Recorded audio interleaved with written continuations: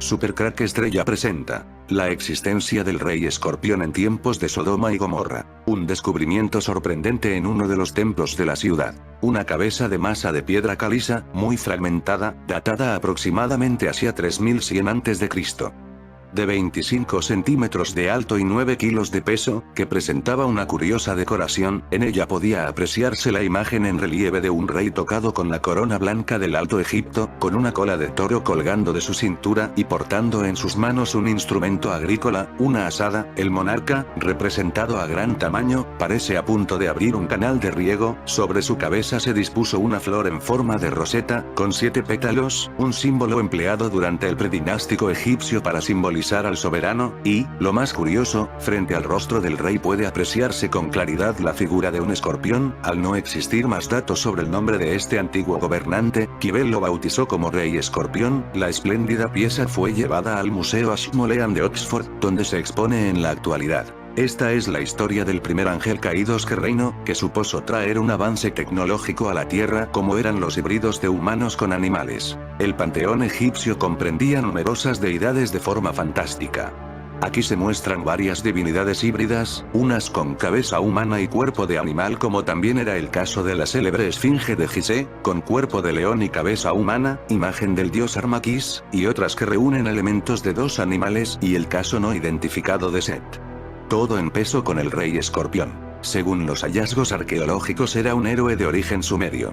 Y como todo indica fue el primer rey de Egipto. Esto indicaría también que los egipcios habrían continuado la religión de uno de los pueblos más antiguos del mundo. Las antiguas historias sobre las heroicas victorias y la unificación del Alto y Bajo Nilo efectuadas por un gran rey hoy se confirman. En una cabeza de masa ceremonial hallada se puede ver la figura de Horus, el rey escorpión que estuvo al frente y logró la unión de lo que fue Egipto. Empecemos con su descubrimiento. Más de 100 años atrás, 2 arqueólogos excavaban en Hieracómpolis en Egipto. Eran James Kibel y Frederick Green.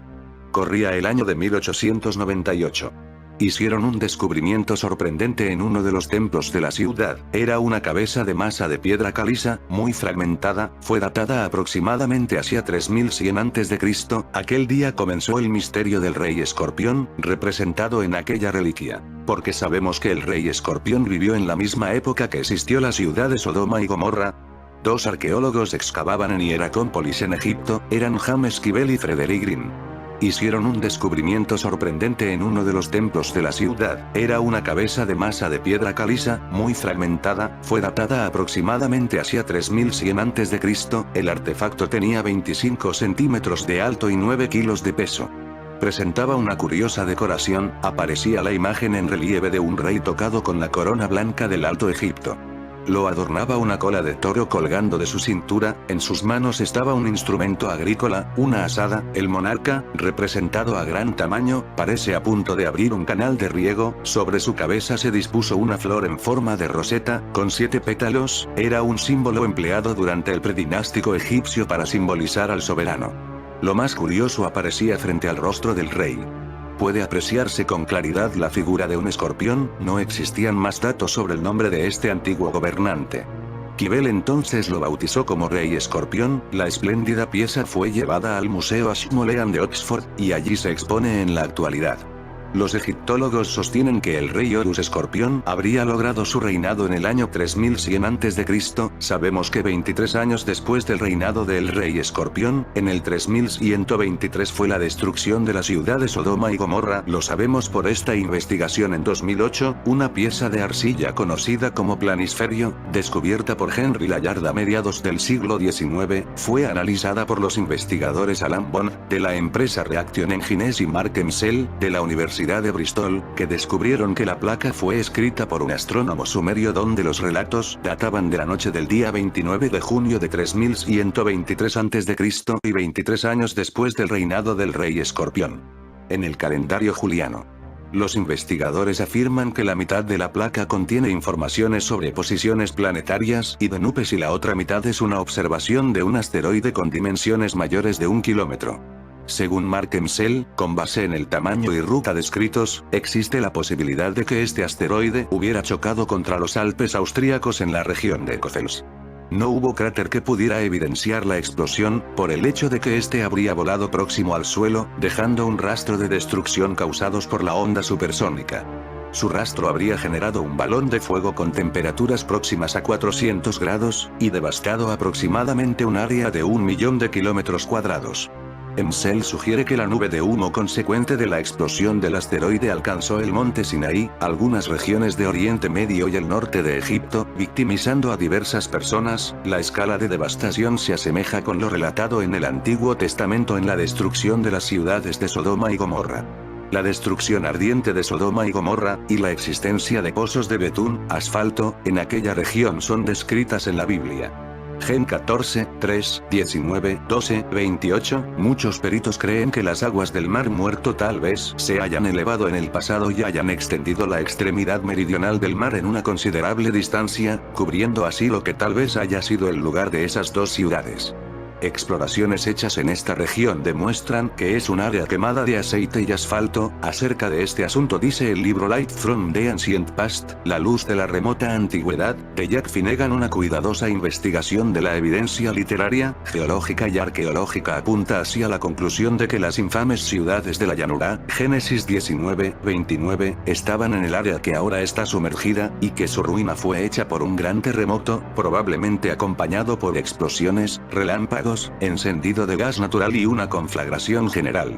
Recordemos que en mis vídeos de Supercrack Estrella he hablado de los Alpes suizos, de cómo los ángeles caídos vivían en este lugar. Estos Alpes suizos eran una réplica de la prisión que ellos tenían bajo el hielo de la Antártida. Este asteroide hubiera chocado contra los Alpes austríacos demostraría que estos ángeles caídos que estaban aquí fueron atacados en una especie de guerra nuclear. El rey Escorpión pudo ser un ángel caído. Él seguramente visitaba esta ciudad de Sodoma y Gomorra en el 3100 a.C.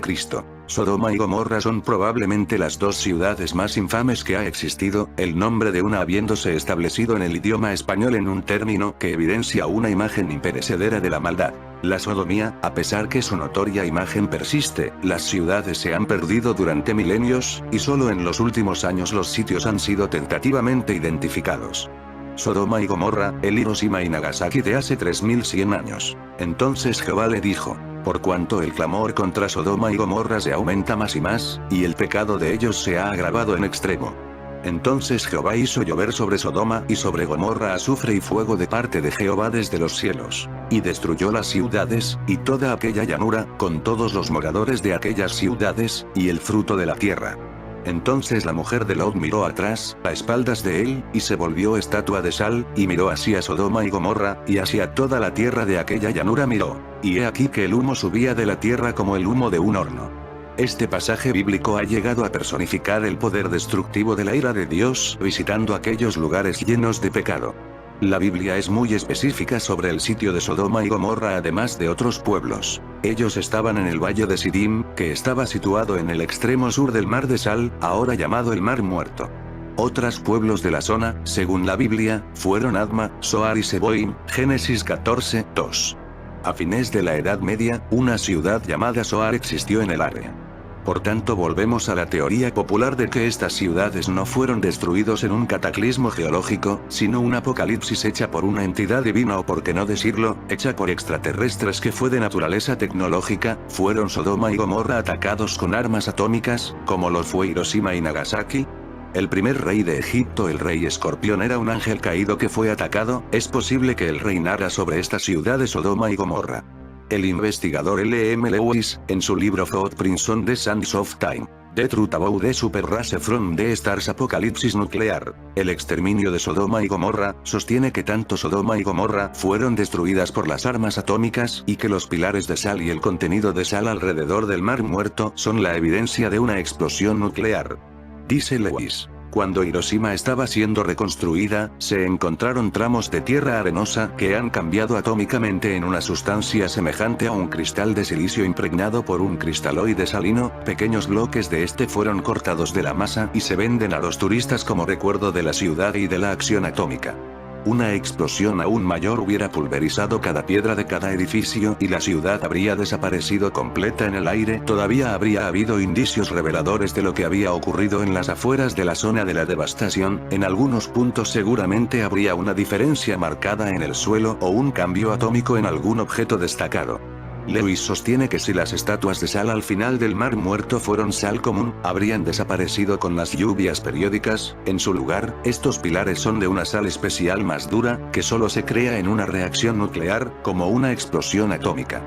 Estas estatuas de sal de hecho han durado mucho tiempo, no solo han estado presentes en los tiempos antiguos, incluso todavía están de pie hoy en día. Lewis cita al historiador Josefo, quien dice en su Historia de los Judíos: Ehud, la esposa de Lot, continuamente se daba vuelta para ver la ciudad mientras se alejaba de ella, aunque Dios le había prohibido no hacerlo, fue transformada en una estatua de sal, porque ha visto eso, y sigue estando hasta nuestros días.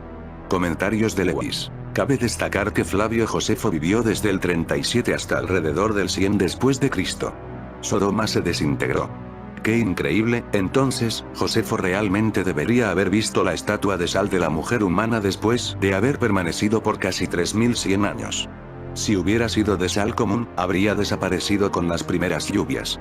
Puede que haya habido muchas estatuas de sal a lo largo de la historia, pero Lewis cree que la evidencia apoya una explosión atómica. El cambio atómico del suelo sobre la cual la esposa de Lot fue mantenida y el de la orilla de Hiroshima tiene una semejanza que no se puede negar.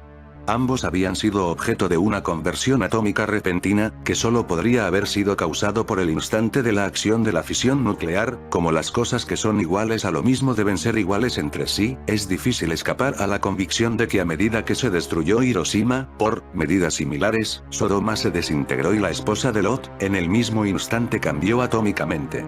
Basándose en la veracidad de Josefo, la única conclusión que se puede llegar es que Sodoma fue destruida por la fisión nuclear. La historia de Sodoma y Gomorra es sorprendente no solo por la destrucción, sino también por las personalidades involucradas, como el ángel que advirtió a Lot a salir de las ciudades condenadas. ¿Fue Lot advertido de antemano que las ciudades iban a ser bombardeadas por Dios o extraterrestres con armas de alta tecnología? Lot fue advertido para sacar a su familia, pero su esposa miró hacia atrás y fue cegada por el destello atómico. Y tal vez su cuerpo incluso fue cambiado atómicamente. Este ataque fue contra un ángel de los caídos a la tierra, el primer rey que se coronó en Egipto llamado Rey Escorpión, que reinaba sobre esta ciudad de Sodoma y Gomorra. Puede también que esta ciudad fuera aliada del Rey Escorpión, allí podría haber tecnología de estos ángeles caídos. El ataque empezó en lo que hoy llamamos Europa en la sosa de Alemania y Suiza, pero se extendió por Asia y Oriente. En el extremo sur del Mar Muerto, hoy en día está una planta química moderna llamada DHC Chemical Works. Se dice que esta gran planta química tiene una fuente inagotable de minerales valiosos, incluyendo sales radiactivas, con la que trabajar. Son algunos de estos productos químicos resultado de una antigua explosión atómica. Los elementos básicos de la historia de la destrucción con fuego y azufre no podría haber sido entendidos en la forma que han sido interpretados hasta la era moderna. Lot tuvo que alejarse de la explosión más de lo posible. Detrás de una montaña, la explosión o las explosiones causó la destrucción de al menos 2 ciudades, presumiblemente un área bastante grande. La esposa de Lot miró hacia atrás en la explosión, mientras estaba huyendo de todas sus posesiones y, probablemente, de su familia. Algo la mató y cambió su cuerpo para aparecer como una estatua de sal. Los ángeles no podían hacer nada hasta que Lot llegue a un lugar seguro y, finalmente, por la mañana, Abraham miró en la dirección de la explosión mientras el humo subía como el humo de un horno. En términos modernos lo llamaríamos un hongo. ¿Cómo puede alguien, hace miles de años, haber escrito una descripción tan precisa y detallada de una explosión termonuclear? Seguro que nadie. En esta historia el Señor Dios claramente no aprueba el comportamiento de estas personas y las destruye en su totalidad. Esta fue una guerra contra los ángeles caídos, y el más importante de todos ellos era el rey Escorpión, el primer rey de Egipto. Se deduce que ya en esa época Egipto controlaba su agricultura. Los egipcios de entonces ya eran capaces de construir canales y embalses. Escorpión parece inaugurar un nuevo cauce. Aparecen personajes trabajando la tierra y transportando una especie de palmera, lista para ser plantada. 100 años después, en 1988, una misión arqueológica alemana era dirigida por el egiptólogo Günther Dreyer. Excavaron hallando un cetro de marfil, símbolo del poder real, y unos 400 recipientes cerámicos procedentes del Próximo Oriente. Algunos de estos llevaban pintado en uno de sus lados el símbolo del escorpión. Era la tumba del misterioso gobernante. No se confirmó, pero se dató hacia 3200 a.C., se sospecha que perteneció a otro rey escorpión, al que le han llamado Horus Escorpión I. Está claro que los alemanes saben mucho sobre todo esto desde hace ya mucho tiempo. Pero entonces, ¿quién fue el rey escorpión representado en la cabeza de Masa? Los relieves de esta pieza indican claramente que era un rey del Alto Egipto. Una teoría dice que fue el padre de Narmer, el rey al que por unanimidad se atribuye la unificación de Egipto. No se sabe con total seguridad dónde fue enterrado. Dreyer y su equipo apuntaron como posible lugar de enterramiento de este gobernante la tumba B-50 del llamado cementerio B de Abidos. Consta de 4 cámaras. Cuando la excavaron, los arqueólogos descubrieron que estaba completamente vacía. Es difícil saber quién fue su propietario. Los egiptólogos piensan que su orientación es un factor a tener en cuenta para afirmar que es la tumba de Escorpión II. El misterio del rey escorpión sigue vigente. Hollywood le dedicó 4 películas, pero nada de lo que se ve allí se acerca remotamente a su posible historia.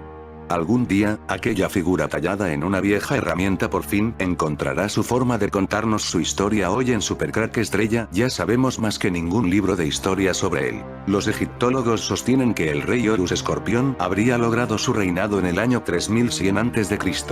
Logró llegar al trono conquistando Nejen, Hieracómpolis, la ciudad predominante del Alto Egipto, transformándose en el primer rey soberano de toda la nación. Para su asunción fue construido el bastón ceremonial, donde en su cabeza está la imagen que sobrevive 5000 años después.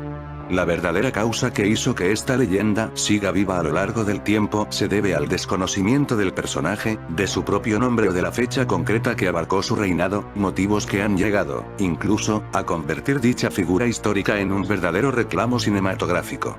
¿Realidad o ficción?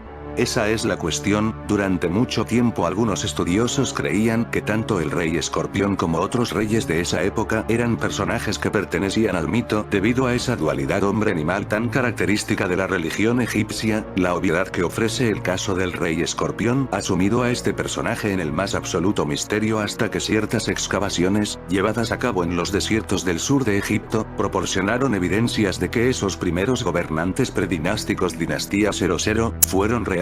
Sabemos que los ángeles caídos realizaban híbridos de humanos con animales, experimentos que demuestra que ellos estaban muy avanzados en estas cosas. El rey escorpión podría de alguna manera tomar esta forma, o quizás era un clon del rey escorpión, donde usaron esta tecnología de híbridos mezclados con humanos y ángeles caídos, aberraciones que lógicamente podrían ser la causa de la destrucción de la ciudad de Sodoma y Gomorra. Sea como sea, esta teoría se ajusta a lo que cuenta la Biblia. 2 son los hallazgos reveladores. El primero surgió a partir de la fervorosa labor realizada en el siglo XIX por los arqueólogos John C. y Deborah Darnell, tras ser hallada una tablilla de piedra en donde se representaba una procesión en donde un gobernador regresa a la ciudad de Abidos, tras destronar al líder de Nakada. Otros elementos como un halcón dibujado encima del escorpión que simboliza a Horus, uno de los dioses egipcios y también nombre utilizado para simbolizar al rey de la historia egipcia, nos desvela la verdadera historia del que fuera primer faraón de Egipto. Otro hombre con una vara junto a un ave de cuello largo que lleva a una serpiente en el pico simboliza la victoria del orden sobre el caos. El detalle de un hombre cautivo con una melena muy larga, amarrado con una soga a la barba larga y blanca de otro señor con el pelo corto continúa con el desenlace de la victoria, con la supuesta ejecución del rey vencido. La cabeza de un toro detrás del prisionero tal vez represente su nombre. Como anécdota, destacar la existencia de una representación de una silla, la primera documentada en este tipo de restos, hecho que ha generado distintas interpretaciones y que parece apuntar a que esta silla verdaderamente simboliza el poder femenino detrás del trono, en esta ocasión, representado por una diosa. La segunda referencia documental es un raro artefacto, una de las obras de arte más antiguas de Egipto extraída de excavaciones similares a partir de la labor arqueológica del Dr. Kibel y del Dr. Green durante la expedición de 1987-1998, en el depósito principal de Hieracómpolis.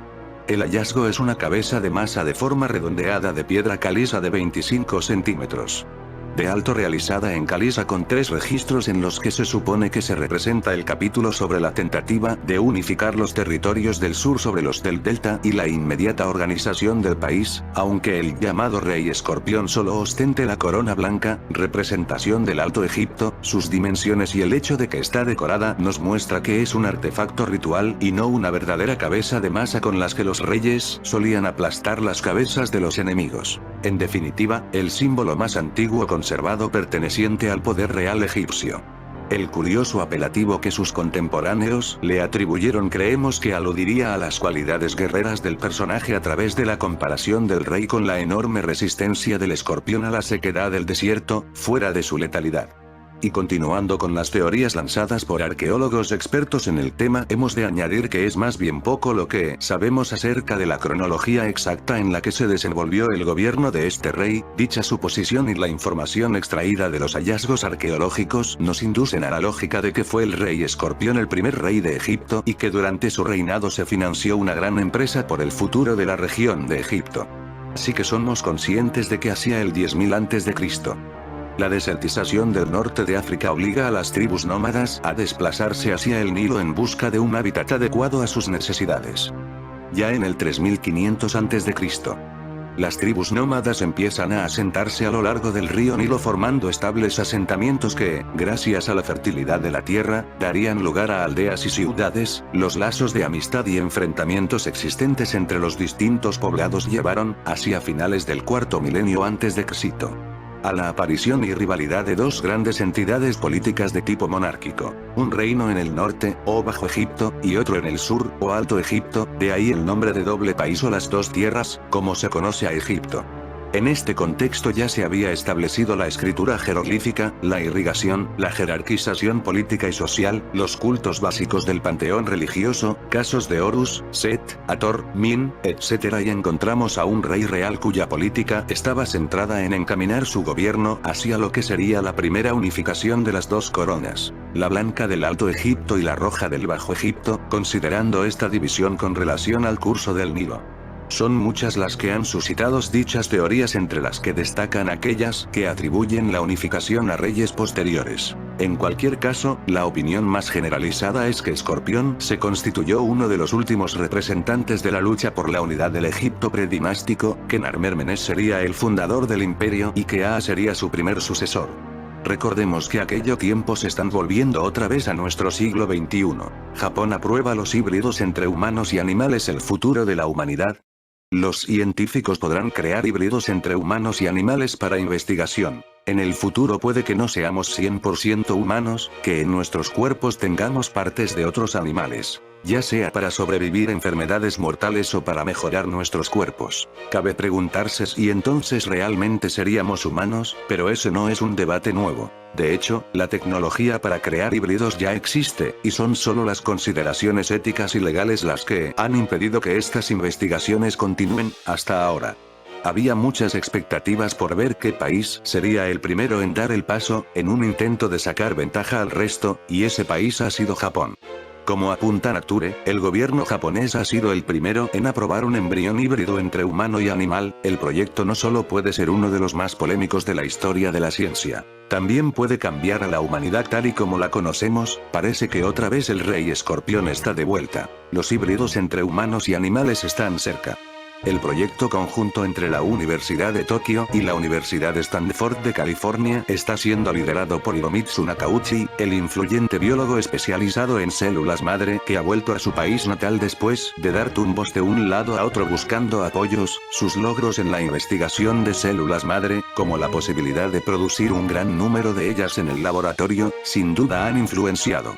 Hasta el pasado marzo, en Japón el crecimiento de embriones animales con células humanas solo era legal hasta pasados los 14 días. Una limitación que ahora el Ministerio de Educación y Ciencia japonés ha eliminado, implementando nuevas pautas que ahora permiten hasta el trasplante del embrión en animales. El proyecto de Nakauchi será el primero en aprovecharse de la nueva legislación, aunque eso no significa que vayamos a empezar a ver gente con orejas de lobo por la calle. Para empezar, el plan consiste en hacer crecer embriones de ratón híbridos con ratas hasta los 14 días y medio, cuando los órganos ya están casi formados. Una vez que termine, pedirá permiso al gobierno para hacer crecer embriones híbridos de cerdo hasta los 70 días. Los embriones híbridos pueden ser la clave para crear órganos para trasplantes que no provoquen rechazos y sean personalizados para cada paciente. Sin embargo, la terrorífica posibilidad de crear quimeras, mezclas de humanos y animales no se le escapa a nadie, y mucho menos a Nakauchi, que afirma que su equipo está tomando medidas para no pasarse de la raya. Por ejemplo, los embriones de animales están modificados genéticamente para que no formen sus propios órganos, y solo se formen los humanos.